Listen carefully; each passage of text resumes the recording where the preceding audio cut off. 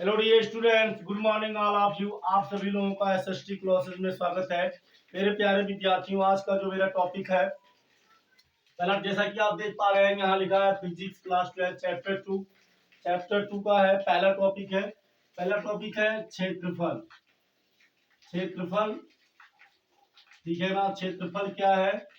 क्षेत्रफल क्षेत्रफल वेक्टर। क्षेत्रफल वेक्टर। अब यहाँ देखिए, क्षेत्रफल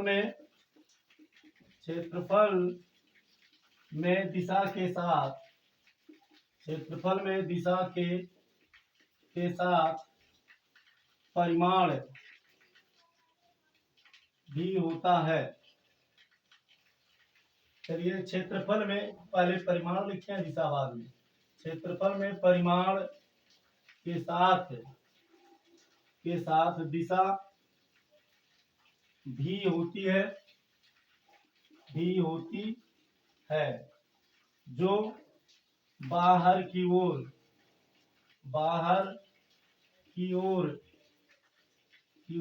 लंबवत होती है। लंबवत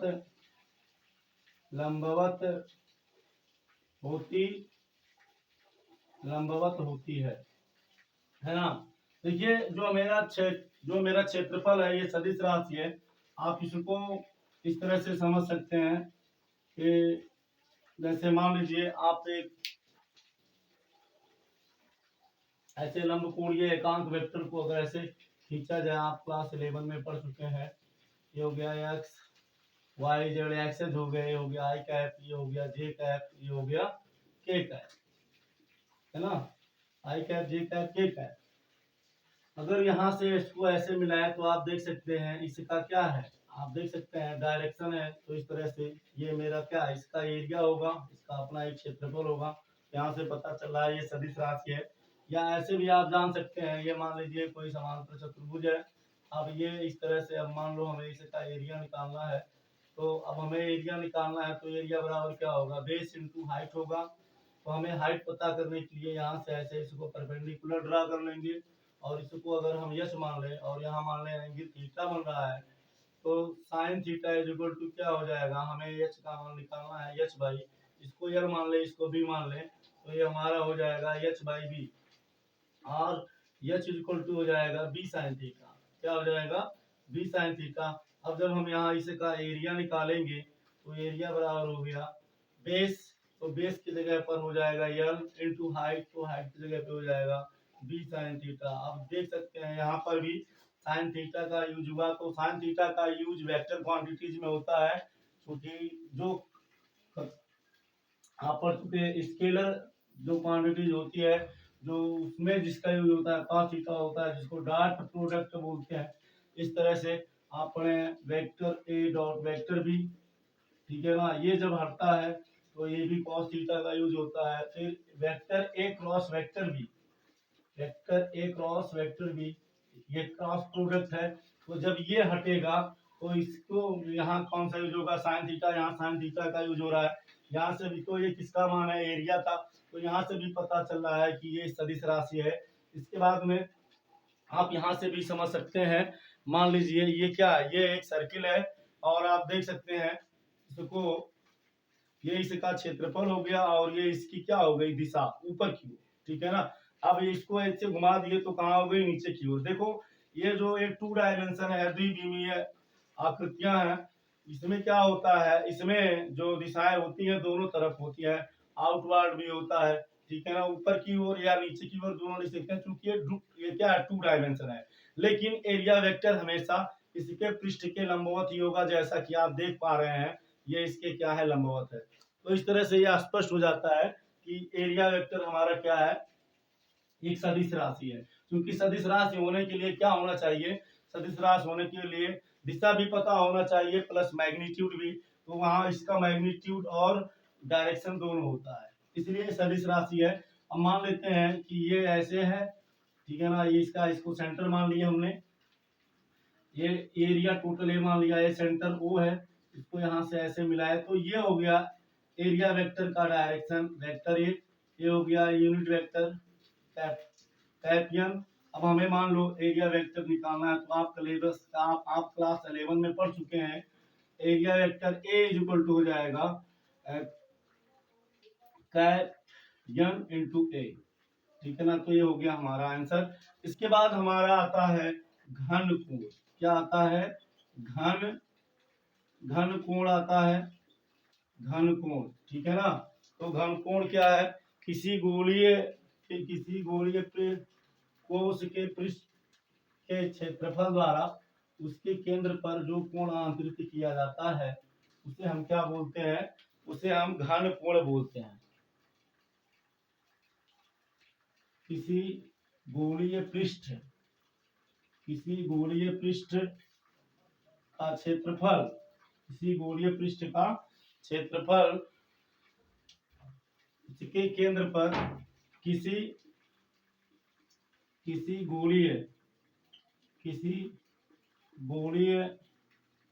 गोलीय पृष्ठ का क्षेत्रफल के द्वारा उसके केंद्र पर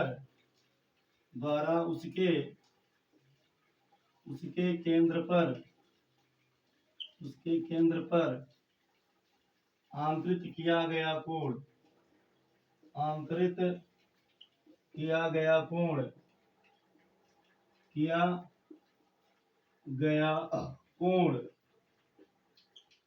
घन कोण कहलाता है। घन कोण को इंग्लिश में बोलते हैं सॉलिड एंगल। घन कोण कहलाता है ना। अब देखिए क्या है, मान लीजिए ये कोई गोलीय कोश है, ठीक है ना। हमने यहाँ पर ऐसे एक छोटा सा क्या कंसीडर कर लिया, एक सरफेस, मतलब ये पृष्ठ कंसीडर कर लिया। तो ये इसका क्या है? सेंटर है। इसको यहाँ से मिलाए, इसको यहाँ से मिलाए, इसको यहाँ से मिलाए, इसको यहाँ से मिलाए, तो यहाँ पर ये एक एंगल बनेगा, ये कोण बनेगा। ये कोण क्या होगा? अब ये जो हमने कंसीडर किया, ये क्या है? ये जो क्षेत्रफल, जो सरफेस मैंने लिया, जो पृष्ठ हमने लिया, ये छोटा सा है ना, तो इसको हमने मान लिया dA।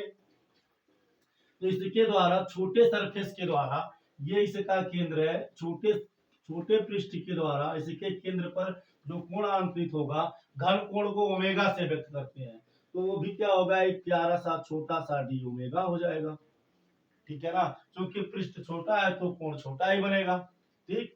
अब इसके बाद में यहां लिख सकते हैं, इसलिए d omega is equal to, अब आप ये पढ़ चुके हैं ना कि वृत्त का चाप, ये वृत्त के बारे में, ये मान लो यहाँ ये इसका सेंटर है, ये ए है, ये बी है।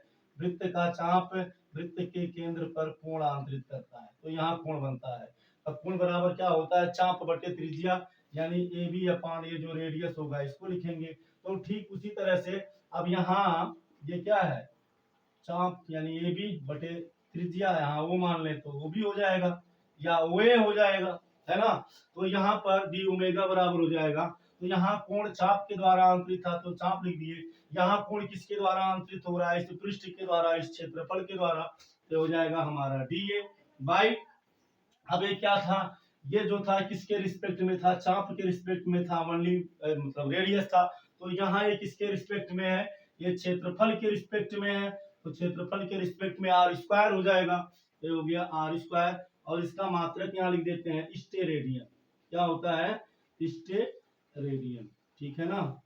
तो डियर स्टूडेंट्स, ये हो गया मेरा, ये हो गया सूत्र। चलिए फटाफट स्क्रीनशॉट ले लीजिए। अब हम आगे बढ़ते हैं, आगे बढ़कर देखते हैं हमारा नेक्स्ट टॉपिक है, उसको कवर करते हैं।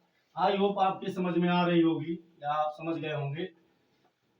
हमारा जो टॉपिक है वो है वैद्युत फ्लक्स, इलेक्ट्रिक फ्लक्स। अब वैद्युत फ्लक्स क्या है उसको हम समझने का प्रयास करते हैं। वैद्युत फ्लक्स, वैद्युत फ्लक्स, ठीक है ना। Electric flux, electric flux. देखिए फ्लक्स जो है, फ्लक्स का मतलब होता है कि किसी भी वस्तु को कोई बॉडी कितना होल्ड कर ले जा रही है, कितना रख पा रही है, वही उसका फ्लक्स कहलाती है। जैसे मान लीजिए ये कोई बुकेट है, इसमें 10 लीटर पानी भरा है। अब पूछा जाए क्या होगा, तो हम बोलेंगे वाटर फ्लक्स। क्या वाटर फ्लक्स कितना होगा, 10 लीटर होगा। अब यदि इसी में 20 लीटर है तो वाटर फ्लक्स 20 लीटर हो जाएगा। यदि इसी में अब फ्लक्स डिपेंड किस पे करता है, ये हम देखते हैं।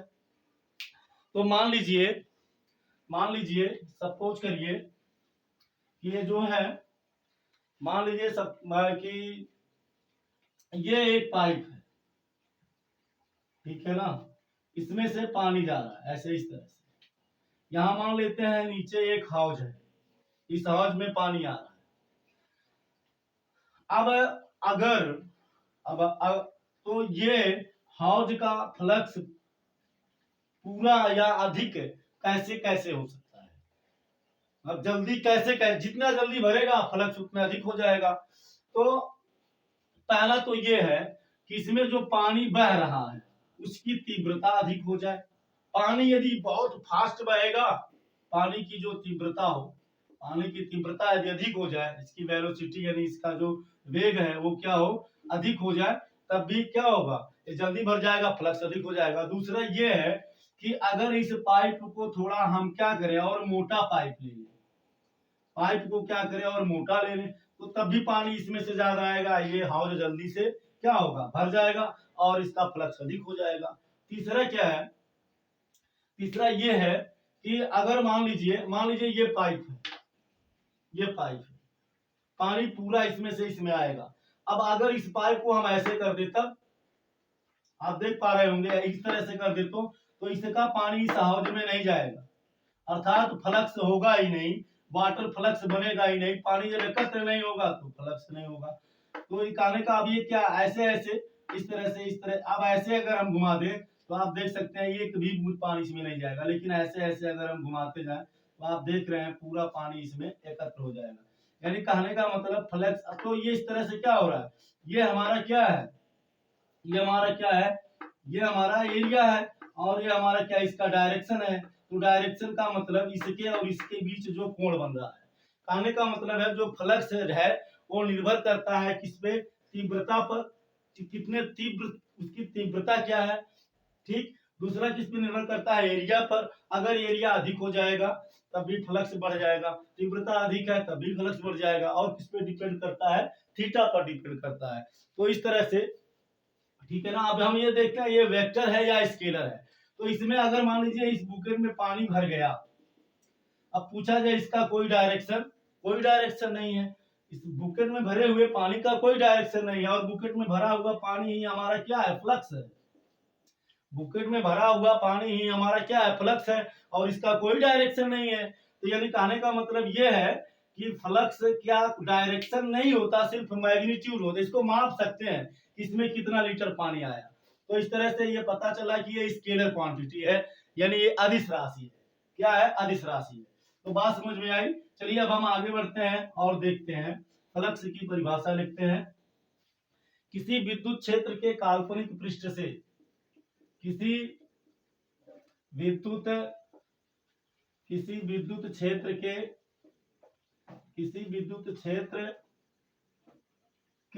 काल्पनिक पृष्ठ से, किसी विद्युत क्षेत्र के काल्पनिक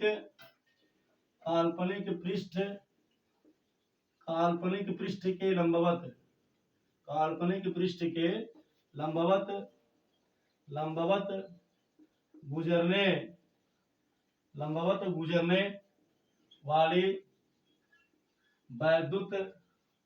गुजरने वाली वैद्युत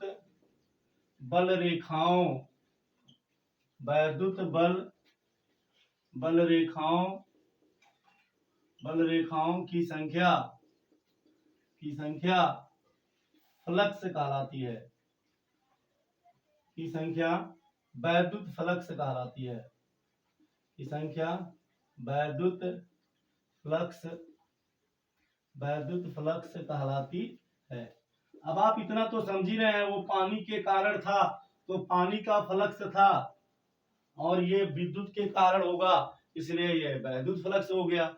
तो ये मान लीजिए कि ये विद्युत क्षेत्र है, मान लेते हैं ये क्या है, ये विद्युत क्षेत्र है, ये विद्युत क्षेत्र है। अब मान लेते हैं यहाँ पर हमने कोई इस तरह से हमने कंसीडर किया, इस तरह से हमने यहाँ पर कंसीडर किया, क्या कंसीडर किया, एक काल्पनिक पृष्ठ हमने लिया इस तरह से, एक क्षेत्र है ना।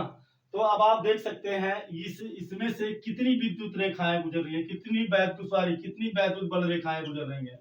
इसका मेरा जो डायरेक्शन है इसी डायरेक्शन में है, ये वैद्युत क्षेत्र का डायरेक्शन है, ठीक है ना, वैद्युत बल रेखाओं की। और वैद्युत बल रेखाओं के गुजरने से यहाँ पर क्या बन रहा है, वैद्युत क्षेत्र बन रहा है। आप समझ रहे हैं, आप इसको जानते हैं कि वैद्युत बल रेखाओं के कारण ही विद्युत क्षेत्र का निर्माण होता है। तो ये वैद्युत बल रेखाएं गुजर रही हैं, ये इनका डायरेक्शन है, तो ये हमारा हो गया वैद्युत क्षेत्र। अब इसी वैद्युत क्षेत्र में हमने इसको ले लिया ए बी सी डी से। अब ये जो ए बी सी डी है, ए बी सी डी में से कितनी लाइनें गुजर रही हैं, कितनी वैद्युत बल रेखाएं पास हो रही हैं, तो 3। तो हम कहेंगे यहाँ फ्लक्स कितना है, 3 है, फ्लक्स कितना है, 3 है।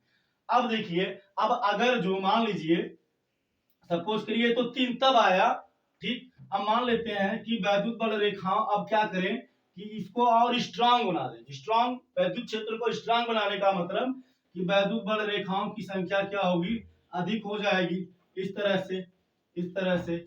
अब आप देख सकते हैं, अब यदि आपसे पूछा जाए कि फ्लक्स कितना है, तो आप देख सकते हैं कि आपका जो फ्लक्स है, फ्लक्स क्या हो गया, बढ़ गया, ठीक है ना। आप देखिए 1 2 3 4 5 6 हो गया, तो यहाँ फ्लक्स 6 हो गया, फ्लक्स बढ़ गया। कब बढ़ा, जब इनकी संख्या बढ़ गई, मतलब वैद्युत क्षेत्र स्ट्रांग हो गया।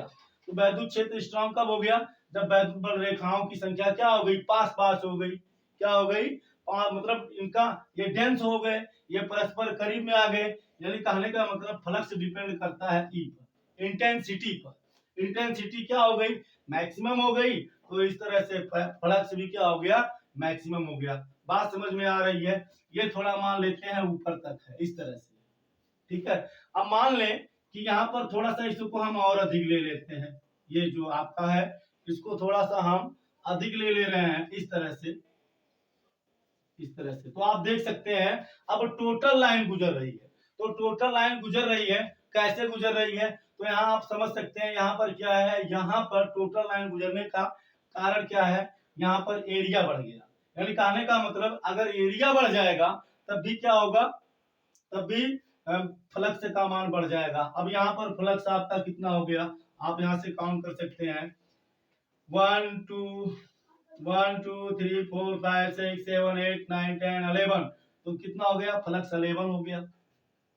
तो कहने का मतलब एरिया बढ़ने पर भी बढ़ जाएगा, जैसा कि मैंने अभी आपको पाइप का एग्जांपल लेके आपको समझाया था और समझाने का प्रयास किया था। ठीक उसी तरह से एरिया बढ़ गया तब भी, और यहाँ इंटेंसिटी बढ़ने के कारण भी फ्लक्स बढ़ गया था। अच्छा, हमने एरिया को बढ़ा दिया तब भी बढ़ गया। तो अब हम देखते हैं, तो ये तो हो गया, ठीक है ना। तो अब एक चीज और देखते हैं कि और किस पर ये डिपेंड करेगा। मान लीजिए ये एरिया है, ये एरिया है, और इसमें से ये वैद्युत रेखाएं जा रही, वैद्युत बल रेखाएं यू जा रही है, पांचों जा रही हैं, आप देख पा रहे होंगे, ठीक है ना। अब अगर इसको हम ले करके इसको छोड़ दें और इसको छोड़ करके ये ले लें, मान लें कि ये वैद्युत क्षेत्र है, तो इसमें से सिर्फ कितनी जा रही है, 3 जा रही है। मतलब एरिया घट गई तो वैद्युत बल रेखा जो इससे पास कर रही थी, वो उनकी संख्या भी क्या हो गई, घट गई। देखिए अब 3 ही पास कर पा रही हैं, और जब हमने इसको लिया तो कितना हो गया, 5 हो गया, ठीक। यानी क्षेत्रफल बढ़ने से वैद्युत फ्लक्स का मान क्या होगा, बढ़ जाएगा, ठीक है ना। बात समझ में आ रही है। अब देखिए अब किस पे डिपेंड करता है, मान लीजिए ये है, अब इसको हम ऐसे थोड़ा सा डायरेक्शन ऐसे चेंज करें। अब ये हमारा ऐसे जा रहा था, अब हमने इसको डायरेक्शन ऐसे घुमा दिया, तो आप देख सकते हैं इसको चीर कर कितना निकल रही है, सिर्फ 2 वैद्युत बल रेखाएं निकल रही हैं। अब इसको थोड़ा सा और कर दिए तो सिर्फ 1 वैद्युत बल रेखा गुजर रही है, और ऐसे कर दिए तो सिर्फ क्या हो रही है, ऐसे टच करके निकल रही है। ठीक है ना, यानी अब फ्लक्स क्या हो जाएगा, शून्य हो जाएगा। फ्लक्स तभी बनेगा जब इसमें से गुजरेगा, इसको चीर कर जाएगा। अब सिर्फ टच करके जा रहा है, चीर के नहीं जा रहा है, यानी अब इसके कारण फ्लक्स नहीं बनेगा। अब हमने इसको घुमाया तो जा रही है, फिर जा रही है, तो ये है क्या, ये इस जो वैद्युत क्षेत्र है, ठीक है ना, और ये क्या है, ये वैद्युत बल रेखाएं हैं, और ये कॉपी जो है ये वैद्युत क्षेत्र मान लीजिए, और ये जो फिंगर है वैद्युत बल रेखाएं हैं। तो इनके बीच का क्या है, कोण बन रहा है, ये कोण घट रहा है बढ़ रहा है, इसी बीच के कोण पर डिपेंड करता है। तो इस तरह से हम समझ गए कि ये डिपेंड करता है बीच के मतलब वैद्युत क्षेत्र, ठीक है ना, तथा वैद्युत बल रेखा जो पास कर रही है उनके बीच बनने वाले कोण पर भी क्या करता है, डिपेंड करता है। तो इस तरह से हम लिख सकते हैं वैद्युत फ्लक्स कहलाती है, इसे फाई ई से व्यक्त करते हैं, फाई ई से व्यक्त करते हैं, व्यक्त करते हैं, ठीक है ना, से व्यक्त करते हैं। ठीक, तो फाई ई बराबर क्या हो गया, फाई ई हो गया, ई पर डिपेंड कर रहा है, बात समझ में आ रही है। अगर इंटेंसिटी बढ़ गई, कहने का मतलब वैद्युत बल रेखाएं पास पास हो गई, तब भी फ्लक्स बढ़ जाएगा। आप देख सकते हैं मैंने जैसा कि आपको समझाया। दूसरा नंबर, अगर एरिया बढ़ गया, जैसे कि मैंने पानी का एग्जाम्पल लिया था, बुकेट का एग्जाम्पल लिया था, और यहाँ भी मैंने आपको दिखाया कि ये यहाँ से यहाँ तक हो गई, तो सारी विद्युत बल रेखाएं इसमें से पास करेंगे, तभी फ्लक्स बढ़ गया।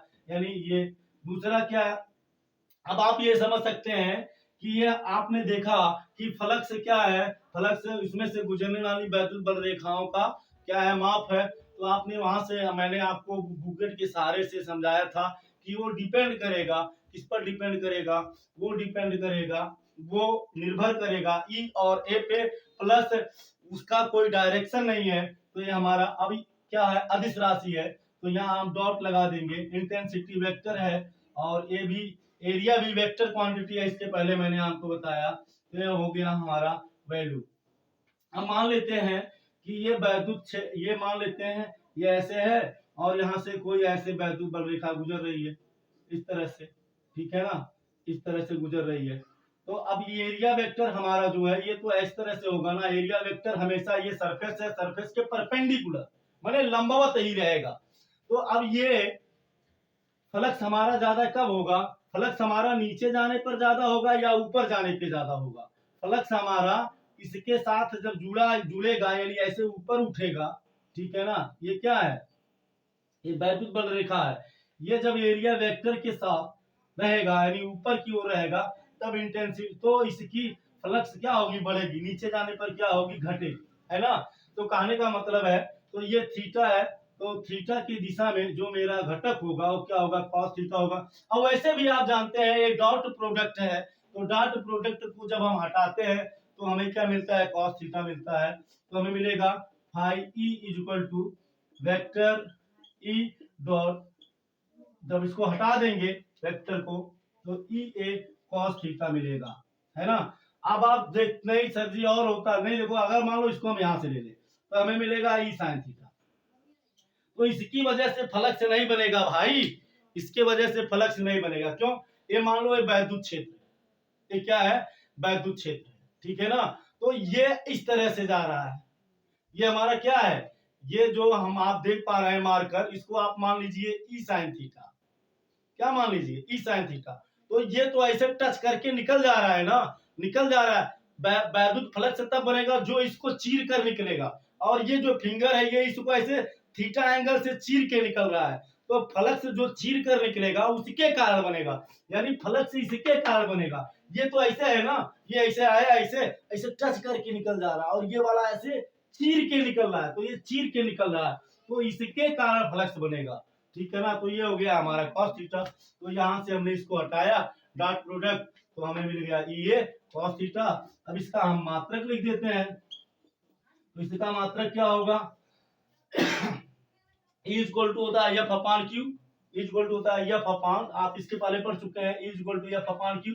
एफ का मात्रक क्या होता है, न्यूटन, न्यूटन पर कूलम, क्यू है, क्यू का मात्रक कूलम हो जाएगा, क्यू आवेश है, और ए का मात्रक हो गया मीटर स्क्वायर, ये हो गया न्यूटन, यहाँ हो गया इसका मात्रक जो हो गया, ये हो गया न्यूटन मीटर स्क्वायर पर coulomb. Dear students, I hope आपके समझ में आई होगी। वीडियो आपको कैसा लगा जरूर कमेंट करके बताइएगा। और आप लोग जो मुझे अपना प्यार सपोर्ट दे रहे हैं उसके लिए थैंक यू सो मच। बस ऐसे ही आप लोग मुझे अपना प्यार सपोर्ट देते रहिए। एसएसटी क्लासेस आप सभी लोगों के उच्च शिक्षा के लिए प्रतिबद्ध है तथा आपके उज्जवल भविष्य की कामना करता है। Thank you so much. जय हिंद, जय भारत।